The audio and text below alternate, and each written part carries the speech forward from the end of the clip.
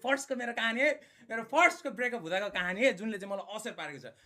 हो दिमागको सङ्ख्या हराएको छैन क्या भाइ, मेरो हराएको छैन, किनकि स्टिल म देख्न सक्छु क्या त्यो त्यो त्यो त्यो चार्म, त्यो स्पार्क नै छैन क्या त्यो बोल्दाखेरि के गर्दा। अनि ड्याम हो, अनि एक दिन अनि यस्तै फेरि गइरहँदा होइन, यस्तै उबर बिहान जाँदा फेरि एकचोटि अर्कोचोटि कल गरे हो। अनि कल गर्दाखेरि होइन,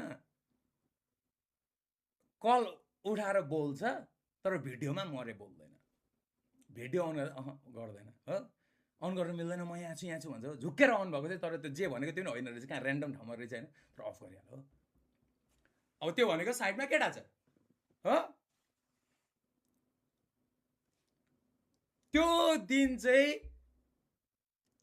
चाहिँ म स्योर भयो कि यसको कोही छ हो। अब को चाहिँ हो त, अब फेसबुकमा गए सर डिटेक्टिभ क्या, अब पुरै सबै सर कहाँ को छ एक दुईजना मान्छेहरू निकाले होइन, अनि एक दुईजना मान्छे यो मान्छे भनेर शङ्का लाग्यो यो भनेर होइन, कहाँबाट के गरेर यो भनेर सोचेँ, तर त्यो पनि होइन हो। तर यहाँ कोही त छ मेरो बाली, लगाए भाइ जासुस, म पनि खतरा हो क्या भाइ, मैले भन्ने अस्ति नै म पैसा दिदी मान्छे खटाउँछु क्या भाइ म पनि। अनि खटाए जासुस एक दुईजना हो, खटाए जासुस खटाएपछि इन्फर्मेसन आयो भाइ। इन्फर्मेसन के आयो,